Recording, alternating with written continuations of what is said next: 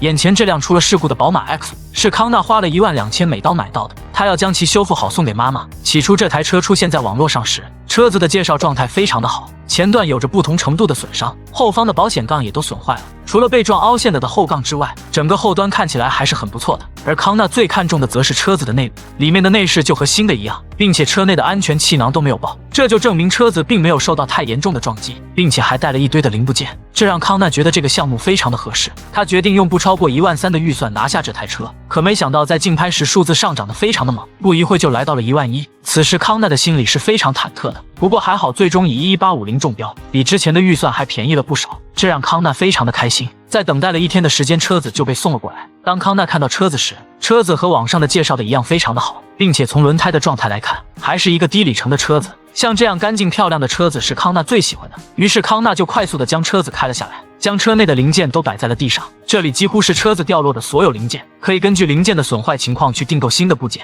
于是康纳就到仓库里寻找了一番，找到一个完整的二手组件，这是他现在正需要的，安装上去后也非常的合适。只不过引擎盖的更换却让康纳很头疼，因为买一个新的引擎盖是非常的贵，所以为了省钱，他就驱车几十公里，来到汽车报废垃圾场，找到一个几乎完好的二手引擎盖，并且还找到一个完美的后挡板。这一整车的零件才花了康纳300美刀，要知道一个全新的引擎盖就要1200，所以适当的寻找旧的零件还是比较合算的。等有了所有的零件后，康纳就将车子开到了车架上，准备将受损最严重的钣金修复一下。不过像这样的修复，对于康纳这个钣金大师来说，简直就是信手拈来。不过这时也能看得出来，给自家人开的车子都是选择一些受损比较轻的，对车子的主体没有伤害的，这样日后开起来才能没有后患。等康纳把后端的钣金处理的差不多后，就要把车子的排气管切割下来，他要为其更换一个新的排气装置，并且拆下来后能更好的修复钣金。康纳先用工具将外面的板面切割了一个洞，接着就用打磨机去掉下面的锚点，这样就将损坏的板面拿了下来，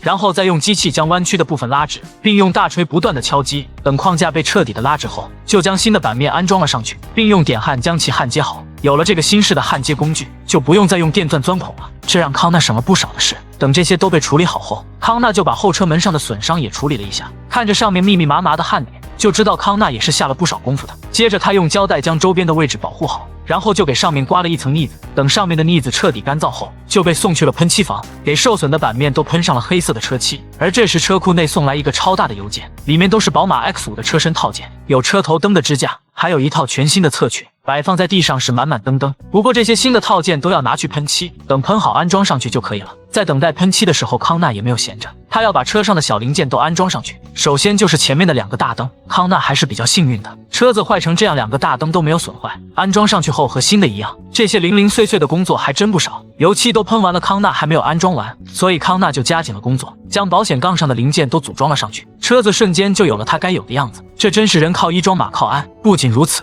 康纳还给车子重新更换了镀铬装饰条，并且换上了一套全新的轮胎。等车顶的框架也被喷上黑漆后，这台出了事故的宝马 X5 就修复完成了。康纳将车子开了出去，让员工给车子做了一个大保健，清洗过后的车子就像一台新车一样。让我们一起欣赏一下修复后的效果。